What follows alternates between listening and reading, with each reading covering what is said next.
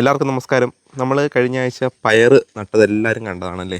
അപ്പം ഈ ഒരു പയർ നമ്മുടെ വെറും ഒരാഴ്ച കൊണ്ട് പൂത്തിരിക്കുകയാണ് കേട്ടോ. അപ്പം ഉടനെ തന്നെ അതിന് കായുണ്ടാവും. അപ്പം ഞാൻ ജസ്റ്റ് ഒന്ന് കാണിച്ചു തരാം പൂത്തിരിക്കുന്നത്. ഈ നട്ടിരിക്കുന്ന മുഴുവൻ നമ്മുടെ പയറാണ്. ഇവിടേക്ക് വരുമ്പോൾ നമ്മുടെ ഈ പയറിനകത്തെല്ലാം നല്ല പൂവുകൾ വന്നിട്ടുണ്ട്. ഇവിടെ ഉണ്ട്. അതോടൊപ്പം തന്നെ ഈ പയറിനകത്തുണ്ട്. അതോടൊപ്പം പൂ വിരിയാനെ കൊണ്ട് ഒരുപാട് പയറിനകത്ത് ഇപ്പോൾ ഇത് റെഡിയായിട്ട് നിൽപ്പുണ്ട്. അപ്പം എന്തുകൊണ്ടാണ് നമ്മുടെ ഈ ഒരു പയർ ഒരാഴ്ച കൊണ്ട് പൂട്ടെന്ന് പറഞ്ഞാൽ നമ്മൾ കൊടുക്കുന്ന ചില വളം, ആ വളം പെട്ടെന്ന് തന്നെ നമ്മുടെ ഈ ചെടി വലിച്ചെടുക്കുകയും അതോടൊപ്പം നമ്മുടെ ചെടി പെട്ടെന്ന് പൂവിടുകയും കായ്ക്കുകയൊക്കെ ചെയ്യും. അപ്പം ആ വളം എന്താണെന്നൊന്ന് പരിചയപ്പെടുത്താൻ വേണ്ടിയിട്ട് മാത്രമാണ് നമ്മളിങ്ങനെ ഒരു ചെറിയ വീഡിയോ കൊണ്ട് വന്നിരിക്കുന്നത്.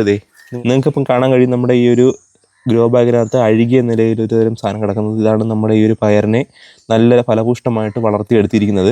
അപ്പം ഇത് എന്താണെന്ന് ചോദിച്ചു കഴിഞ്ഞാൽ നമ്മുടെ വീട്ടിൽ തന്നെയുള്ള ഒരു സാധനം തന്നെയാണ്. അതായത് നമ്മുടെ ഈ ഒരു ഉള്ളിയില്ലേ, കൊച്ചുള്ളിയാകാം, വലിയ ഉള്ളിയാകാം, അതായത് സവാളയാകാം, കൊച്ചുള്ളിയാകാം, എന്തുമാകാം, അതിൻ്റെ തൊലിയാണ് കേട്ടോ. നമ്മളിപ്പം ഇത് എടുത്തിരിക്കുന്നത് പറയുന്നത് കുറച്ച് കൂടുതൽ വേണമെന്നുള്ളതുകൊണ്ട് നമ്മുടെ അടുത്തുനിന്ന് ഒരു കടയിൽ നിന്ന്, അതായത് ഹോട്ടലിൽ നിന്നാണ് നമ്മൾ കൊണ്ടുവന്നിരിക്കുന്നത്. ഹോട്ടലിലൊക്കെ നമ്മൾ പോയി ചോദിച്ചു കഴിഞ്ഞാൽ ഈ ഒരു സാധനം ഇഷ്ടം പോലെ കിട്ടും. കാരണം അത് അവർ എവിടെ എടുത്ത് കളയുമെന്ന് അറിയാതെ വെച്ചിരിക്കുകയായിരിക്കും.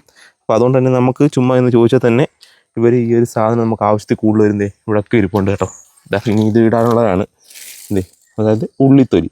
ഈ ഒരു ഉള്ളിത്തൊലിയാണ് നമ്മുടെ ഈ ഒരു പയറിനെയൊക്കെ ഇത്ര നല്ല രീതിയിൽ കായ്ക്കാനും അല്ലെങ്കിൽ പൂവിടാനൊക്കെ സഹായിച്ചിരിക്കുന്നത്. ഇപ്പം നമ്മൾ നല്ല അകത്തിൽ തന്നെയാണ് ഓരോന്നോരോന്നും വെച്ചിരിക്കുന്നത്. അതും പെട്ടെന്ന് ഇത് വളരാനും കാ പിടിക്കാനും അല്ലെങ്കിൽ പൂവുണ്ടാവാനൊക്കെ സഹായിച്ചിട്ടുണ്ട്. അന്നേരം ഈ ഒരു ഉള്ളിത്തൊലി കൊണ്ടുവന്നിട്ട് നമ്മൾ ചുമ്മാ അങ്ങ് വാരിക്കോരി ഇട്ടേക്കരുത്. ചിലപ്പം വാരിക്കോരി ഇട്ട് കഴിഞ്ഞാൽ നമ്മുടെ ഈ ഒരു ചെടി മുഴുവനായിട്ടും ഉണങ്ങിപ്പോകാൻ അല്ലെങ്കിൽ കരിഞ്ഞു പോകാൻ സാധ്യത കൂടുതലാണ്. അത് എഫക്റ്റ് കൂടുതലാണ് എപ്പോഴും നമ്മുടെ ഈ ഒരു ഉള്ളിത്തൊലിക്ക്. അതുകൊണ്ട് ഉള്ളിത്തൊലി ഇടുമ്പം നമ്മുടെ ഈ ഒരു മൂട്ടിൽ നിന്നും, അതായത് നമ്മുടെ ഈ ഒരു മൂട്ടിൽ നിന്നും കുറച്ച് അകൽച്ച് മാത്രം ഇടാവൂ. ഒരിക്കലും ഒരുമിച്ച് ഇങ്ങനെ കൂടി കിടക്കരുത്. അങ്ങനെ ചെടിയുടെ മൂട്ടിലേക്ക് കൂടി കിടന്നു കഴിഞ്ഞാൽ നമ്മുടെ ഈ ഒരു ചെടി തണ്ട് ഉൾപ്പെടെ അഴുകി പോകാൻ വളരെയധികം സാധ്യത കൂടുതലാണ്. അതായത് പെട്ടെന്ന് അഴുകുന്ന ഒരു വളം തന്നെ പറയാം, വളമാണ് നമ്മുടെ ഈ ഒരു ഉള്ളിത്തൊലി എന്ന് പറയുന്നത്. അപ്പം ഇങ്ങനെ പെട്ടെന്ന് അഴുകിപ്പോയി കഴിഞ്ഞാൽ നമ്മുടെ ഇത് മൂട്ടിലേക്ക് കിടക്കുമ്പം ഇതിൻ്റെ ചെവിടും ഫുള്ളായി അഴുകി പോകാൻ സാധ്യത കൂടുതലാണ്. അതുകൊണ്ട് കൃത്യമായിട്ട് നല്ല അകലത്തിലിട്ടേക്കുക.